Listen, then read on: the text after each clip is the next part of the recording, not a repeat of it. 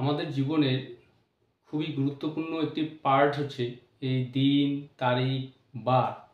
তো যে কোনো ঘটনা আমরা এই দিন, তারিখ বা বার দিয়ে মেনশন করি। তো আজকের এই ক্লাসে আমি তোমাদেরকে শেখাবো যে এই জাতীয় তারিখ সংক্রান্ত বা দিন সংক্রান্ত যে সেন্টেন্সগুলো রয়েছে আমাদের ভাষায়, এই সেন্টেন্সগুলোকে আমরা কিভাবে ইংরেজিতে বলবো।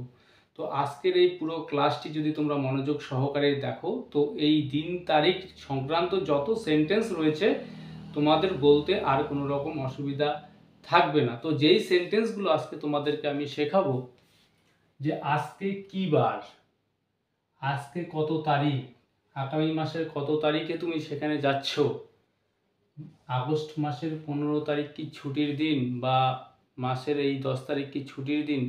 তো এই রকম প্রচুর সেন্টেন্স রয়েছে। তো এই সেন্টেন্সগুলো আমি আজকে তোমাদেরকে শেখাচ্ছি। তো প্রথম যে সেন্টেন্সটি বললাম, আজকে কি বার, তো এই সেন্টেন্সটাকে আমরা কিভাবে বলবো?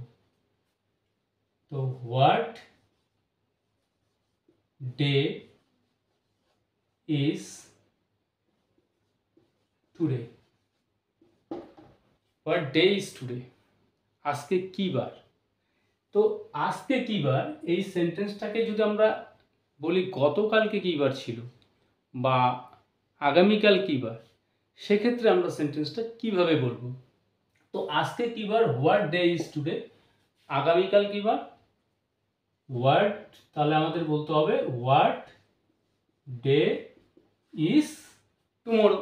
আগামীকালকে কি বার। এবার গতকালকে কি বার ছিল, সেক্ষেত্রে আমাদের বলতে হবে হোয়াট ডে, এই ইজের পরিবর্তে জাস্ট আমাদের এখানে বি ভার্বের পাস্ট ফর্ম নিয়ে আসতে হবে ওয়াজ। হোয়াট ডে ওয়াজ ইয়েস্টারডে, গতকালকে কী বার ছিল।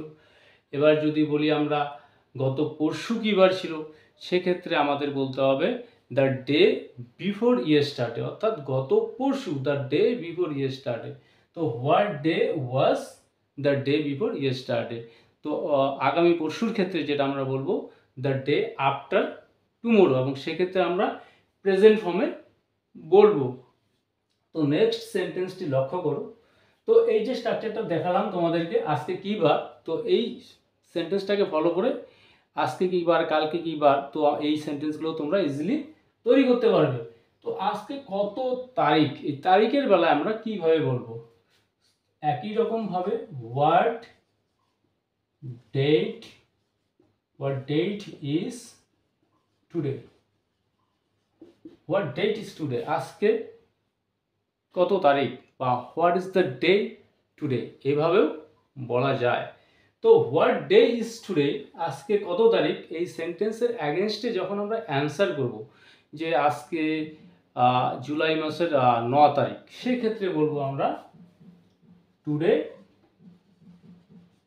ইজ 12th জুলাই, অথবা today is the 12th day of July, এভাবেও বলা হয়ে থাকে।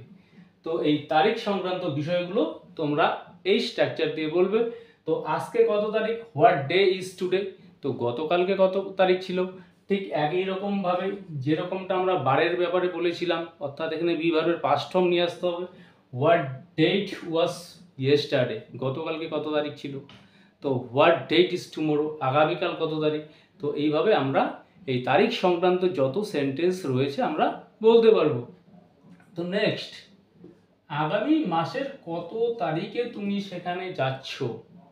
আমি জানতে পারলাম তুমি যাচ্ছ সেখানে আগামী মাসে, তো আগামী মাসের কত তারিখে যাচ্ছ। তো অন হোয়াট ডে, আগামী মাসের কত তারিখে তুমি যাচ্ছ। তো এখানে what date, on what date are you going, on what date are you going there next month. So are you going next month, on what date are you going next, are you going there next month, অর্থাৎ তুমি আগামী মাসের কত তারিখ সেখানে যাচ্ছ। তো এই স্ট্রাকচার ফলো করে আমরা বলবো যে আগামী মাসের কত তারিখে তোমার পরীক্ষা, on what date is your exam next month. তো এই স্ট্রাকচার দিয়েই তোমরা বিভিন্ন টেন্সের সেন্টেন্সগুলোকে বলতে পারবে। তো আজকের তারিখ, গতকালকের তারিখ। নেক্সট সেন্টেন্সটি লক্ষ্য করো, আগস্ট মাসের 15 তারিখ কি ছুটির দিন? বা জুলাই মাসের 5 তারিখ কি ছুটির দিন, মানে সরকারি ছুটি আছে কি? তো এই সেন্টেন্সগুলো প্রচুর আমরা বলে থাকি। তো কিভাবে বলবো ইংরেজিতে?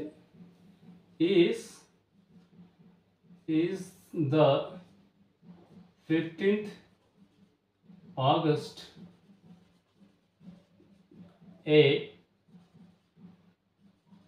holiday? Is the 15th August a holiday? 15 August কি একটি ছুটির দিন? তো এইভাবে আমরা বলতে পারবো বিভিন্ন তারিখ দিয়ে। তো জুলাই মাসের 10 তারিখ কি ছুটির দিন, বা আগামীকাল কি ছুটির দিন? তো এই স্ট্রাকচার দিয়ে আমরা এই জাতীয় সেন্টেন্সগুলোকে বলবো। নেক্সট, তুমি কি বারে ফাঁকা থাকো? তো তুমি যেদিন ফাঁকা থাকবে সেদিন তোমাদের বাড়িতে যাব। তো তুমি কি বারে ফাঁকা থাকো? তো ঠিক একই রকমভাবে অন, তো অন প্রিপোজিশনটা আমরা ব্যবহার করি তো কোনো তারিখ বা বারের ক্ষেত্রে, যেহেতু একটা নির্দিষ্ট বারের কথা বলা হচ্ছে যে কবে তুমি ফাঁকা থাকো, তো সেই বারের ক্ষেত্রে আমরা অন প্রিপোজিশনটা ইউজ করে থাকি। তো on what day are you free? তুমি কি বারে ফাঁকা থাকো? তো নেক্সট সেন্টেন্সটি লক্ষ্য করো, আমরা আগামী পরশু যাচ্ছি। তো আগামী পরশু, তো পরশু দু রকমের হয়, আগামী আর একটা হচ্ছে গত, আজকে টুডে। তো আগামী মানে আগামীকাল, তার পরের দিন যেটা, সেটা হচ্ছে আগামী পরশু, দ্য ডে আফটার টুমোরো। তো আগামী পরশু আমরা যাচ্ছি। তো we are going the day after tomorrow. We are going the day after tomorrow. তাহলে এই দিন এবং তারিখ সংক্রান্ত যে সেন্টেন্সগুলো আজকে তোমরা শিখলে, তো এইরকম আরও কিছু সেন্টেন্স রয়েছে দিন বা তারিখ সংক্রান্ত, সেই সেন্টেন্সগুলো তোমরা বলে থাকো। এবার সেই সেন্টেন্সগুলোকে তোমরা নিজেরাই ইংরেজিতে ট্রান্সলেট করবার চেষ্টা করবে। তো টেন্সের যে গঠন, সেই গঠন অনুসারে তোমরা বিভিন্ন সেন্টেন্স এইভাবে তৈরি করতে পারবে। তো সেন্টেন্সগুলো তৈরি করতে গিয়ে কোনো রকম অসুবিধা হয়ে থাকলে তোমরা অবশ্যই কমেন্ট করে জানাবে। আর আজকের এই ক্লাসটা ভালো লেগে থাকলে অবশ্যই এই ভিডিওটিতে লাইক, কমেন্ট ও শেয়ার করবে।